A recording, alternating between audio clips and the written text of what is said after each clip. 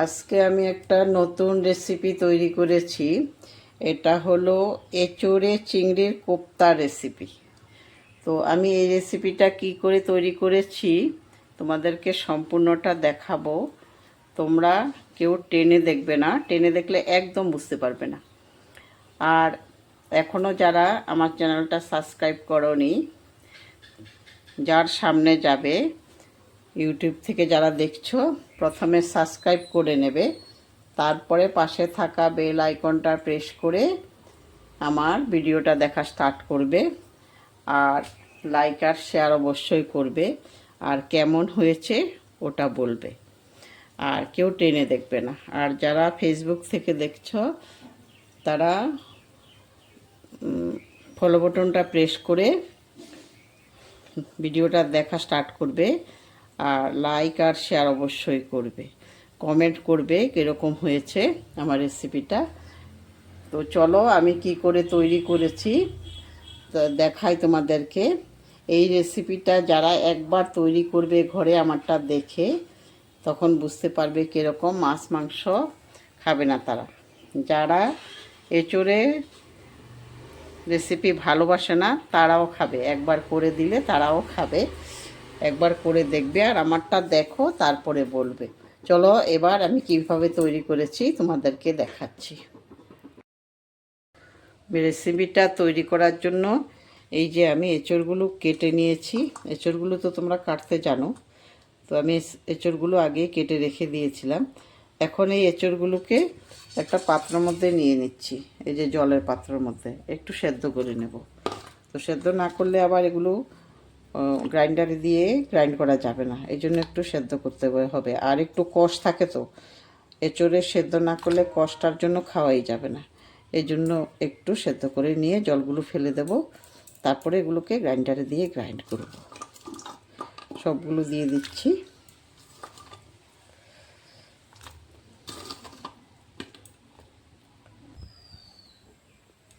বসিয়ে দিয়েছি গ্যাসের মধ্যে। সেদ্ধ হলে তারপরে এগুলোকে ঠান্ডা করে তারপরে গ্রাইন্ডারে দিতে হবে। এঁচড়েগুলো সিদ্ধ হয়ে গেছে। এখন আমি কিছুক্ষণ এটাকে জল ঝরিয়ে ঠান্ডা করে রাখতে হবে। গ্যাসটা অফ করে দিয়েছি, জল ঝরিয়ে নেব এখন। প্রথমে আমি মশলাগুলো করে নিচ্ছি। মশলা করার জন্য এই যে প্রথমে আমি আদা দিয়ে দিচ্ছি, এই যে 2 পিস আদা দিয়ে দিচ্ছি। তারপরে দেব রসুন, তারপরে দেব, আমি কাঁচা লঙ্কা দিচ্ছি না, পাকা লঙ্কা দিচ্ছি। পাকা লঙ্কা দিলে কালারটা একটু ভালো হবে, এই জন্য পাকা 3টে লঙ্কা দিচ্ছি। তোমরা যে ঝাল খাও যেরকম ওরকম করে দেবে। পেঁয়াজ দিয়ে দিচ্ছি, টমেটো, একটা টমেটোও দিয়ে দিচ্ছি। এগুলোকে আমি পেস্ট করে নেব এখন। মশলাটা এই যে করা হয়ে গেছে। এখন আমি এঁচড়েগুলোকেও করে নেব। ওই গ্রাইন্ডারটার মধ্যেই করে নিচ্ছি, ওইটার মধ্যেই করে নিচ্ছি।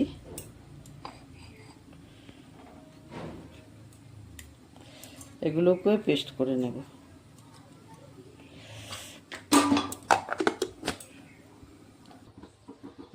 এঁচড়েগুলি ঠান্ডা হয়ে গেছে।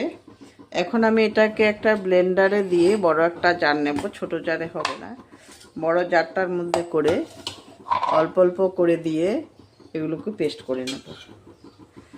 একসাথে বেশি দেব না, একসাথে বেশি দিলে আবার হবে না, ভালো হবে না। একটু একটু করে দিয়ে, একদম জল দেব না, শুকনো করতে হবে। এই যে আমার একবার দিয়েছি যে ওগুলো হয়ে গেছে, এই দেখো কিরকম হয়েছে। এরকমই করতে হবে, এর থেকে বেশি আর করার দরকার নেই, এরকম করলেই হয়ে যাবে। এইভাবে আমি সবগুলো করে নিচ্ছি এখন।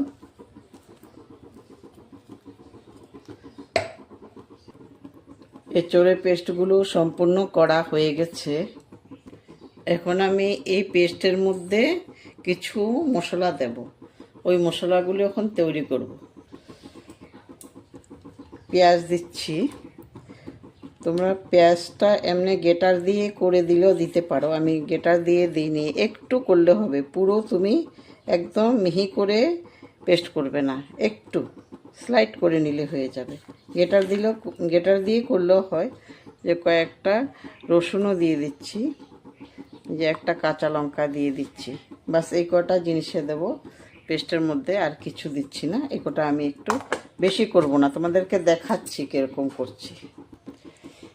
এই যে দেখো কীরকম করেছি, একটু খালি, এই যে একদম মিহি না। এখন আমি এগুলো এঁচোড়ের মধ্যে দিয়ে দিচ্ছি। তোমরা গ্রেটার দিয়ে করলেও করতে পারো, তো আমি একবারে এটার মধ্যে দিয়ে একটু করে নিয়েছি। কাঁচা লঙ্কা, রসুন আর পেঁয়াজ, আর এখন বাকিগুলো দেব।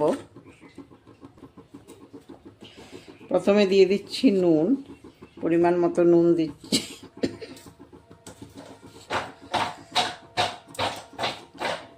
আর দিচ্ছি হলুদ,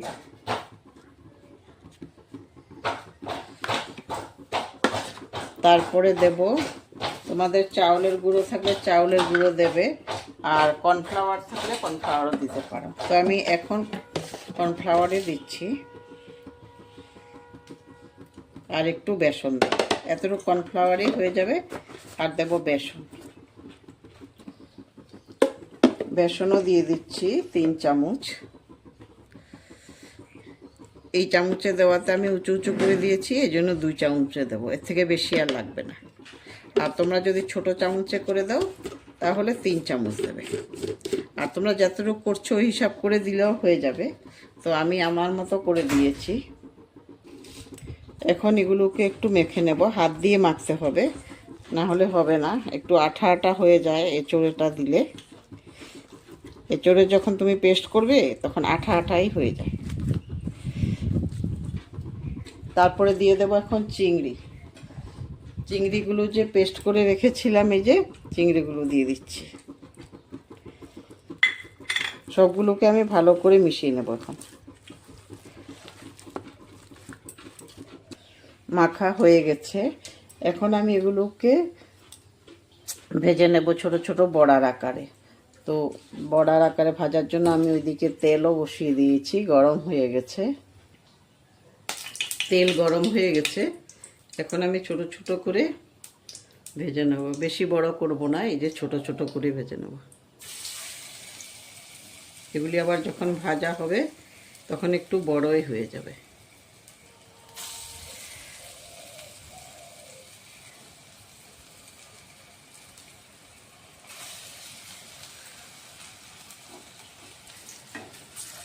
দেওয়া অবস্থায় একটু একটু করে উল্টিয়ে দিতে হবে, না হলে আবার ওই সাইডটা জ্বলে যেতে পারে, ভালো লাগবে না তখন কালো হয়ে গেলে।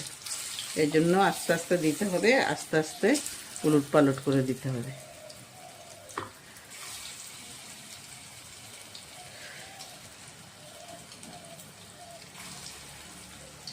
তোমরা সাইজটা দেখেছো, এর থেকে বড় সাইজ আর করার দরকার নেই, বেশি বড় সাইজ করলে আবার ভালো লাগবে না।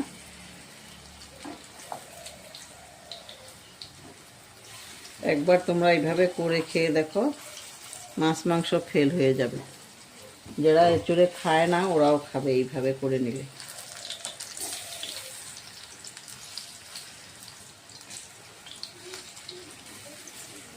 এইভাবে আমি সবগুলো প্রথমে ভেজে নেব। একটু একটু করে দিচ্ছি, আর এক সাইড থেকে আবার এগুলোকে উলট পালট করে দেওয়া হচ্ছে।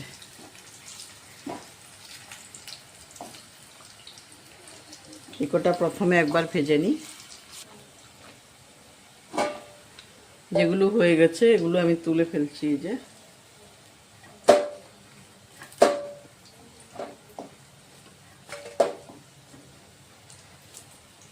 এই দেখো কত ভালো হয়েছে। এইভাবে আমি সবগুলোকে ভেজে নেব প্রথমে।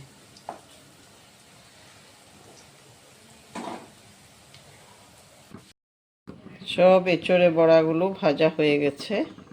এই যে তোমরা দেখো কত সুন্দর হয়েছে, এক একটা অনেক বড় বড় হয়ে গেছে ভাজার পরে। এই দেখো, এই দেখো, আর একটু লাল লাল করে ভাজতে হবে। এই দেখো, এগুলো এমনিতেও খাওয়া যায়। তো আমি এটাকে একটা সবজি তৈরি করব এখন। তো তেল দিয়ে দিয়েছি। তো তেলের মধ্যে আমি এখন, যেহেতু আমি এখানে চিংড়ি, পেঁয়াজ দিয়ে দিয়েছি, আর ফোড়নে আমি তেজপাতা দিয়ে দিয়েছি। তো পেঁয়াজগুলো ভাজা প্রায় হয়েই গেছে। এখন বাকি মশলাগুলো আমি এটার মধ্যে দিয়ে দিচ্ছি। এই যে মশলা যে করে রেখেছিলাম, আদা, কাঁচা লঙ্কা, রসুন, পেঁয়াজ আর টমেটো, এগুলোকে আমি এখন প্রথমে ভেজে নেব। এই মশলাগুলোকে একটু ভালোভাবে মিশিয়ে তারপরে আমি এগুলোকে কষিয়ে নিচ্ছি। একটু টাইম নিয়ে কষাতে হবে। বেশি তুমি গ্যাসের ফ্লেমটা বেশি বাড়িয়ে দেবে না, মিডিয়ামে রাখবে। আর বেশি বাড়িয়ে দিলে চট করে জ্বলে যেতে পারে। এই জন্য গ্যাসের ফ্লেমটা মিডিয়ামে রেখে তারপরে মশলাগুলোকে ভাজবো। এখন আমি বাকি মশলাগুলো দিয়ে দিচ্ছি। প্রথমে দিয়ে দিচ্ছি হলুদ, তারপরে দিয়ে দিচ্ছি জিরে ধনের গুঁড়ো, তারপরে দিয়ে দিচ্ছি কাশ্মীরি লঙ্কার গুঁড়ো। এখন দিয়ে দেব নুন। নুনটা আমি বড়ার মধ্যেও দিয়েছি, এই জন্য নুনটা আমি কম দিতে হবে এখানে। বেশি দিলে বেশি হয়ে যাবে নুনটা, তো পরে আবার স্বাদ বুঝে তারপরে দিতে হবে। তো এগুলোকে আমি এখন ভালোভাবে কষিয়ে নেব।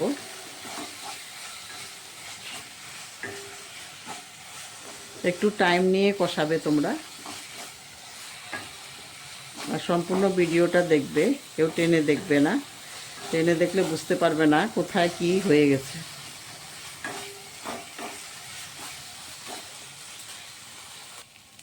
কষানো প্রায় হয়ে গেছে। এখন আমি দিয়ে দিচ্ছি টক দই। আমি 2 চামচ টক দই দিয়ে দেব।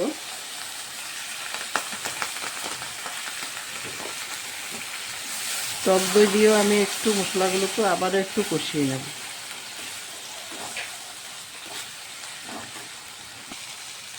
মশলা কষানো হয়ে গেছে, এখন আমি জল দিয়ে দেব।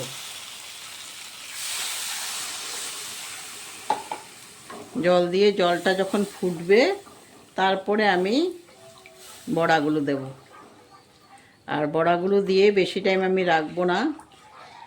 মশলাটাকে ভালোভাবে আমি গরম করব, ভালোভাবে ফুটাবো, তারপরে আমি দেব।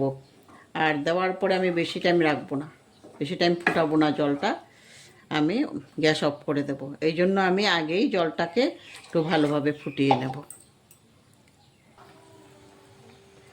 এখন আমি বড়াগুলো দিয়ে দেব। বড়া দিয়ে কিন্তু বেশি টাইম আর রাখার দরকার নেই, একটু গরম হলে হয়ে যাবে। মানে একটু ফুটবে যখন, তখনই তুমি তুলে ফেলতে পারবে, গ্যাস অফ করে দেবে।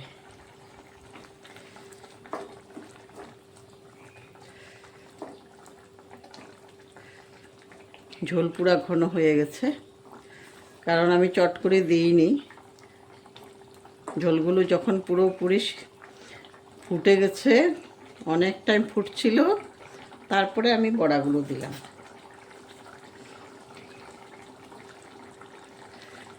এখন একটু টাইম ফুটলে হয়ে যাবে। এইবার ঢেকে দিচ্ছি। ঢেকে দিয়ে আমি গ্যাসটা অফ করে দিলাম। ঢাকনাটা তুলে আমি একটু গরম মশলার গুঁড়ো দিয়ে দিচ্ছি।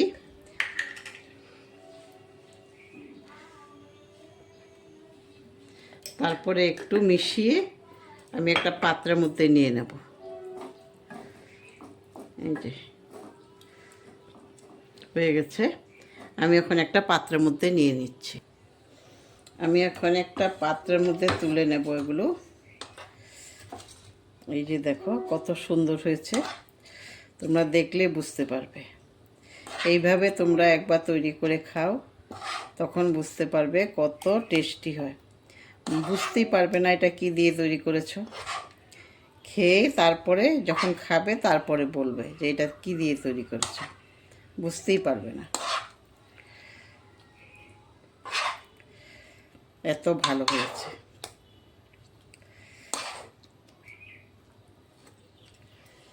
তো রেডি আমার এঁচোড়ে চিংড়ির কোপ্তার রেসিপি। তো তোমরাও এইভাবে করে খাবে, আর আমারটা কেমন হয়েছে অবশ্যই জানাবে।